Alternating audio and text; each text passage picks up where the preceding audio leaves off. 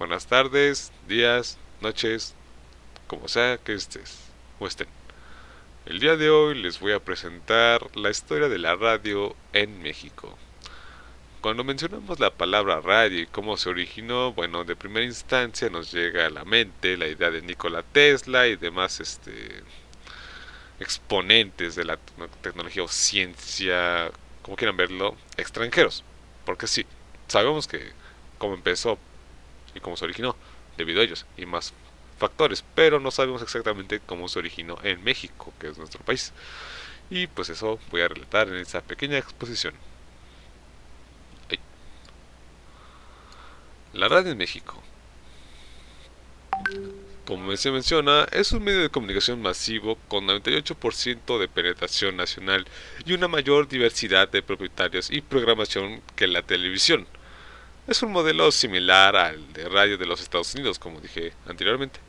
La radio mexicana en su historia ha sido principalmente comercial, pero con una fuerte presencia estatal y un número creciente de estaciones no comerciales en la década de los 2000, que fue donde empezó a tener, o sea, siempre ha tenido impacto, pero ahí fue un auge porque tenía más variantes, por decirlo así, de información.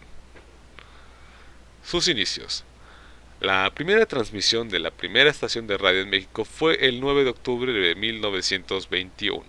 Ocurrió en Monterrey, Nuevo León, gracias a Constantino de Tárnava en su estación llamada TND, basada en su preparatoria o escuela universidad, no recuerdo muy bien.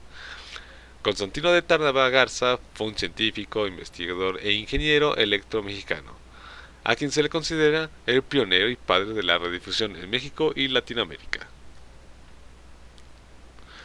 La primera estación.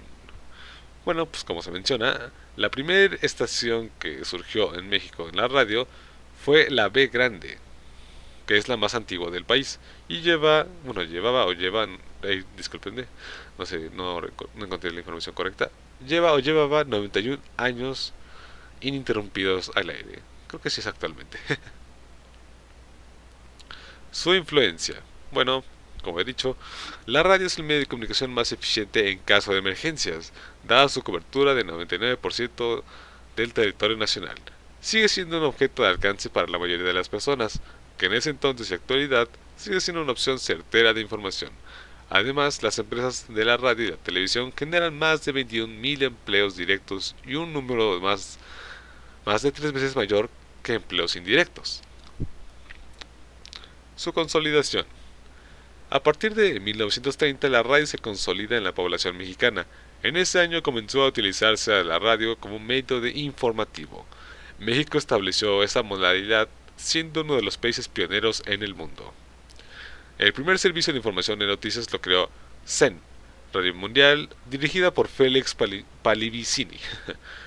Tras 5 años de ser propiedad de General Electric, Pallavicini la adquirió y la dirigió como radio de noticias durante los años 30, 1930. Y finalizamos con su llegada a México. En 1921 la radiodifusión llegó a México. Los hermanos Pedro y Adolfo Gómez Fernández instalaron su primer equipo de transmisión en la planta baja del Teatro Ideal de la Ciudad de México. Su programa se emitía los sábados y domingos de 8 a 9 de la noche y se mantuvo al aire del 27 de septiembre a enero de 1922.